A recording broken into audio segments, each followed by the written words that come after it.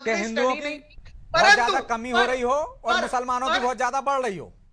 नहीं, मैंने वो आंकड़े मैंने पॉपुलेशन वाइज स्टडी नहीं किए, पर ब्रिजेश जी, ये तो सत्य है कि बड़ी फैमिलीज होती हैं तो उनमें संतुलन नहीं होता। बड़ी फैमिलीज में कहाँ आगे, बड़ी फैमिलीज क्योंकि होती है मैम? एक मिनट, आई नहीं कहता 1.9% मैंने। मुस्लिम जो है वो देखिए पॉलीगैमी स्वतंत्र परफॉर्म जी, कर रहे हैं। स्वतंत्र जी 1.9%। 100 में से बीच में सिर्फ देखिए 1.9% एक साथ मैरिज कर रहे हैं। पहले तो हम आप यूसीसी ना, के पक्ष में हैं। ब्रजेश जी, बात यूसीसी की ठीक है है, ही नहीं। आप बात रिपीट यहाँ कर रहे हैं, डेमोग्राफिक चेंज की आप चल रही है। रिपीट कर रहे हैं, मैम आपकी यहाँ बात बात आ रही है। डेमोग्राफिक चेंज की चल रही है और आप समझने की कोशिश कीजिए। टोटल फर्टिलिटी रेट हिंदुओं और मुसलमानों का लगभग लगभग नजदीक आ चुका है। आपके तो ये जितने पढ़े भ्रम को लिखे नजदीक फैलाने नहीं की है ना कोशिश कर रहे स्वतंत्र हैं। जी। नहीं, ये जो भ्रम फैलाने की कोशिश कर रहे हैं भाजपाई, मैं उस तथ्य को पंचर करना चाहता हूँ।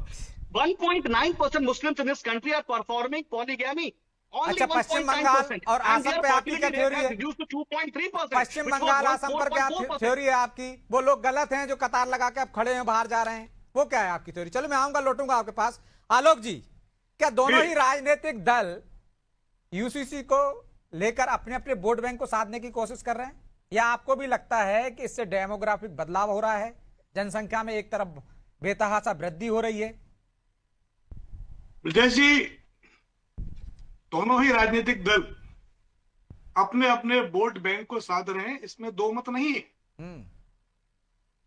इससे बीजेपी का जो कोर वोटर है वो मजबूत हो रहा है और डेफिनेटली बीजेपी का वोट बैंक बढ़ रहा है। इसका भी सीधा सीधा उदाहरण अभी हाल ही में आपने देखा होगा, आसाम और बंगाल के चुनाव, जहां मुस्लिम वोटर बहुतायत से होने के बाद भी मुस्लिम बाहुल्य क्षेत्रों में भारतीय जनता पार्टी जीती। क्यों जीती? क्योंकि हिंदू का जो हिंदू वोट है वो इसके नाम पर ध्रुवीकरण हो गया, पोलराइजेशन हो गया। तो ये एक बहुत बड़ा कारण है भारतीय जनता पार्टी के लिए। और देखिए, कांग्रेस अपनी जगह सही है।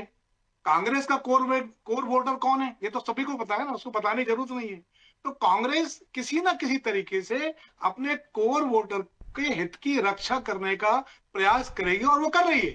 कभी उस बीच में तो अभी आदिवासियों को भी इसमें जोड़ दिया गया था, जबकि आदिवासी इससे यूसीसी से बाहर है।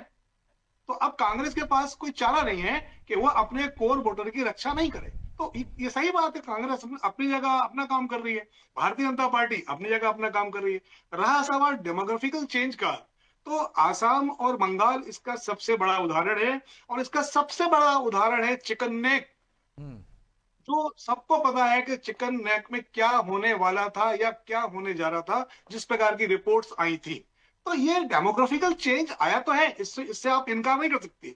अब ये एक दिन में तो नहीं हुआ है, ये पिछले लंबे समय से ये कार्यक्रम चला आ रहा है, जिसके चलते डेमोग्राफिकल चेंज इस देश में आया है और कई जगह आया है। अकेला बंगाल और आसाम नहीं है, अन्य जगह भी आया है। तो ये अब ये क्यों हो रहा है, किस लिए हो रहा है, ये एक शोध का विषय है विजय जी। तो शोध का विषय तो है स्वतंत्र जी। आप 2023 के आंकड़े बता रहे हैं, डेमोग्राफी बदलाव भाई साहब, तो आया। सुन तो लीजिए, अब सवाल ही नहीं सुन पा रहे हैं आप। अरे भाई सुन तो लो, सवाल तो सुन लीजिए, इतने जल्दीबाजी में क्यों है भाई? रिसेंट डेटा है, 2 दिन पहले का है। हाँ, तो रिसेंट की बात हो रही है ना, तो एक दिन में बदलाव नहीं होता, डेमोग्राफिक बदलाव एक दिन में नहीं होता, जनसंख्या की वृद्धि एक साल में नहीं होती महाराज। इतना की बात समझ में आती ना आपको? तो ये बताइए मुझे सीधा सीधा कि असम पर, पश्चिम बंगाल पर जहां डेमोग्राफिक बदलाव हुआ है, जनसंख्या की वृद्धि हुई, उस पर क्या आपके आंकड़े क्या है? वो गलत है? तो क्या इतने देर से बता रहा हूं मैं कि टोटल फर्टिलिटी रेट मुसलमानों का 1991 में 4.4 था, आज 2.3 हो चुका है। ये एनएफएचएस की रिपोर्ट कहती है कि 46% डिक्लाइन हुआ है। किसका? टीएफआर डिक्लाइन हुआ है। किसका? मुसलमानों का। 1991 की तुलना में 2024 में 2.3 और 2 साल में आप देखेंगे 2 के करीब पहुंच जाएगा। Only 1.9% Muslims are performing polygamy in this country. तो 4 विवाह, 25 बच्चे। भारत की एनएफएचएस की रिपोर्ट तो कुछ और कह रही है। रामेश्वर शर्मा की माने या भारत की रिपोर्ट की माने? किसकी माने बताइए? लेकिन तब तक जो डेमोग्राफिक बदलाव होगा उसका क्या? उसकी जिम्मेदार कौन?